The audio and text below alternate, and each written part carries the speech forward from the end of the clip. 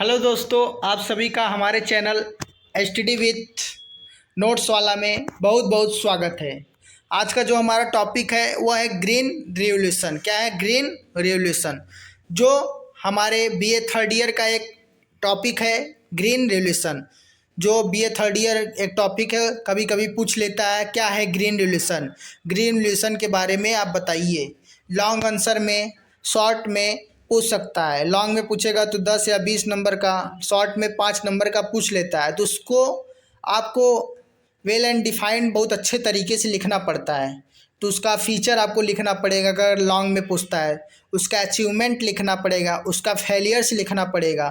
तो ये सब आप इस चैनल के माध्यम से देखिए क्या है ग्रीन रिवॉल्यूशन। आइए हम देखते हैं क्या है ग्रीन रिवॉल्यूशन।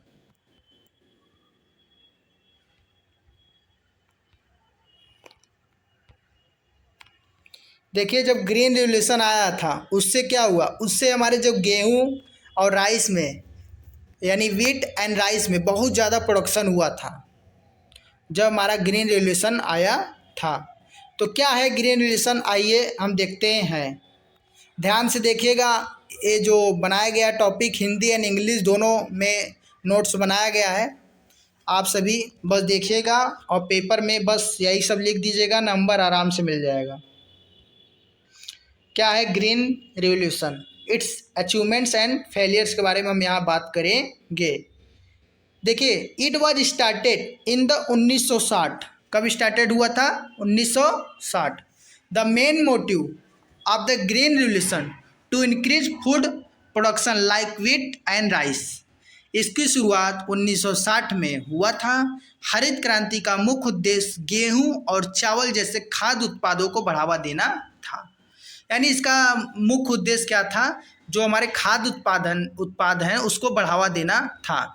लेकिन सबसे ज़्यादा हमारे जब हरित क्रांति आया था, सबसे ज़्यादा जो बढ़ा था यानी खाद्य उत्पादों में सबसे ज़्यादा क्या बढ़ा था, तो वो था हमारा व्हीट एंड राइस में बहुत ज़्यादा उत्पादन हुआ था।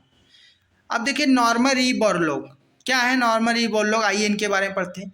Is known as the father of green revolution. Norman E Borlaug को father of the green revolution कहा जाता है। इन इंडिया में फादर ऑफ ग्रीन रिवॉल्यूशन किसे कहा जाता है? स्वामीनाथन को। किसे बोला जाता है? स्वामीनाथन को। Green revolution, feature of green revolution. अब हम इसमें पढ़ेंगे क्या है feature of green revolution. Use of HYV seeds का, यानी इसका पहला फीचर क्या है? यूज ऑफ HYV सीड्स का। When the green revolution come, everyone started using HYV seeds due to which the production increased a lot। यानी जब green revolution आया तो सब लोग मतलब इसका उपयोग करने लगे, HYV सीड्स का, अच्छे सीड्स का, अच्छे खाद का उपयोग करने लगे, जिससे प्रोडक्शन और बढ़ने लगा, पहले की अपेक्षा और ज़्यादा बढ़ने लगा। तो हिंदी में क्या लिखा है? हरित क्रांति जब आया सब लोग इसका उपयोग करने लगे, यानी इस सीड्स का, जिससे उत्पादन बहुत ज़्यादा बढ़ने लगा। हाई वैरायटी सीड्स जिसे बोलते हैं।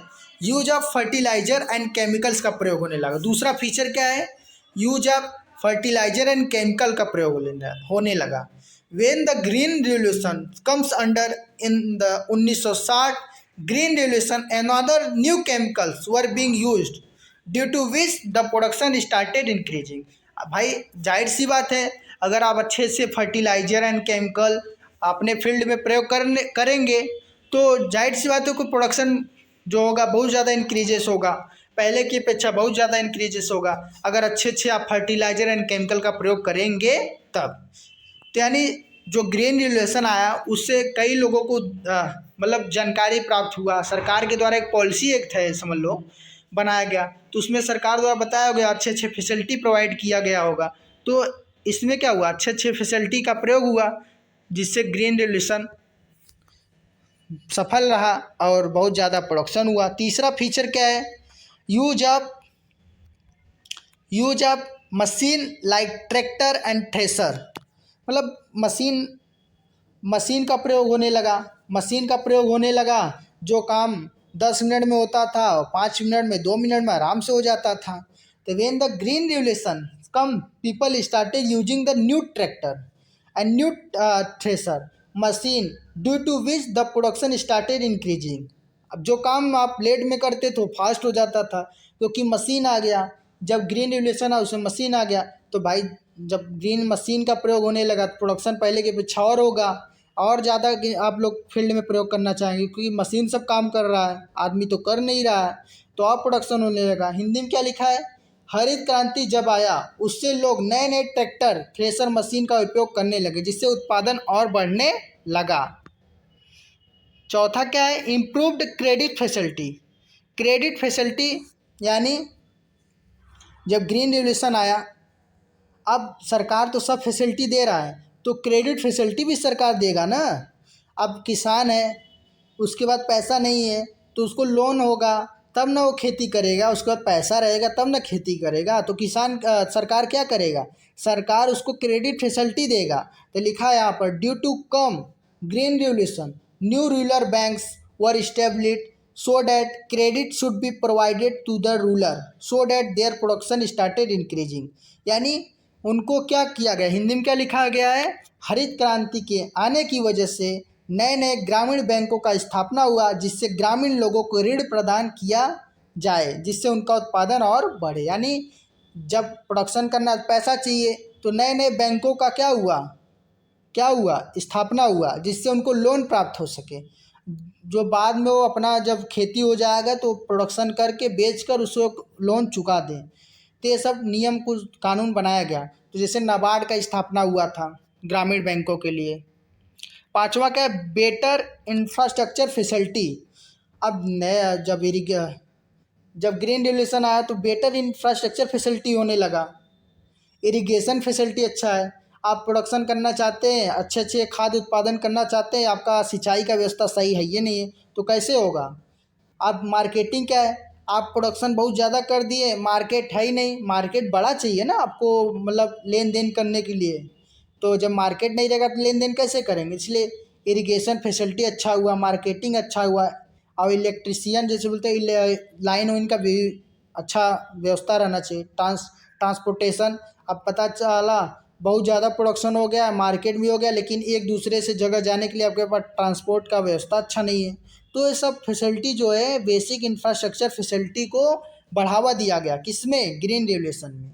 तो आपको देखिए जो मैं बता रहा हूँ बस आप यही फिगर वाइज वहाँ हेडिंग वाइज ना कर लिखिएगा और बस जैसे जैसे बोला हूँ बस वैसे लिखिएगा। थोड़ा की पॉइंट्स मैं बता रहा हूँ, अपने से आप अगर लिखेंगे हिंदी या इंग्लिश कोई, इसलिए मैं हिंदी और इंग्लिश दोनों में बोल रहा हूँ, आपको कोई दिक्कत नहीं होना चाहिए। बस आप पेपर में की पॉइंट्स ना कर लिखिएगा, एक ब्लैक पेन से आप लिखिएगा हेडिंग, उसके बाद आंसर ब्लू पेन से बस लिखिएगा और थोड़ा लॉन्ग में लिखिएगा अगर लॉन्ग आंसर आएगा तो। पक्का है आपको नंबर मिल जाएगा, जितने नंबर करेगा 1-2 नंबर, मान लो अगर आप कुछ गलत तरीके लिखते हैं लेकिन नंबर आपको अच्छे तरीके से मिल जाएगा। बस हेडिंग देखते हैं, हेडिंग अच्छा रहना चाहिए प्लस आप लिखिए क्या, ये भी टॉपिक वाइज जिसे बोलते हैं की पॉइंट्स, स्मार्ट स्टडी करिए ना। और छठा क्या है, मल्टीपल क्रॉपिंग पैटर्न। 6 हमारा क्या है, multiple cropping patterns. Multiple cropping pattern, due to the coming the green revolution many types of crops were harvesting in the same field. यानी एक ही खेत में कई सारे क्रॉप्स का प्रयोग होने लगा, मतलब प्रोडक्शन होने लगा, मतलब खेती होने लगा, एक ही खेत में कई सारे क्रॉप्स का होने लगा, मल्टीपल क्रॉप जिसे बोलते हैं। हरित क्रांति आने की वजह से एक ही खेत में कई प्रकार के फसल को बो दिया जाता था जिससे मौसमी बेरोजगारी खत्म हो जाता है। अब आप लोग जानते ही होंगे जो गांव के किसान हैं वो क्या है, डिस्गाइज अनएम्प्लॉयमेंट। डिस्गाइज अनएम्प्लॉयमेंट जो जहाँ काम है 2 ही लेबर का 4 लेबर काम करते हैं, डिस्गाइज अनएम्प्लॉयमेंट। और सीजनल बेरोजगारी तो आप लोग जानते हैं, मौसमी बेरोजगारी, 6 महीने काम करते हैं 6 महीने बैठे रहते। जब ज़्यादा क्रॉपिंग मल्टीपल क्रॉपिंग पैटर्न्स कर दिया गया तो उससे उन लोग एक खेती करना करके दूसरा प्रोडक्शन करने लगते थे। तो ये सब की बातों का ध्यान दिया गया ग्रीन रिवोल्यूशन में। हमें आशा है कि आपको हमारा जो टॉपिक है बहुत अच्छा से समझ आया होगा क्योंकि मैं इजी नोट्स बनाया हूँ, इसलिए मेरा चैनल का नाम है नोट्स वाला। मैं इसमें इजी पॉइंट्स की पॉइंट्स लिखा हूँ, मैं पेपर वाइज बना रहा हूँ इसमें कि आप पेपर में कैसे लिखें। बस हेडिंग बनाइए और आराम से लिखिए अपने से बनाकर। Thank for watching my video. आप सभी का पुनः हमारे चैनल STD विथ नोट्स वाला में बहुत बहुत स्वागत है।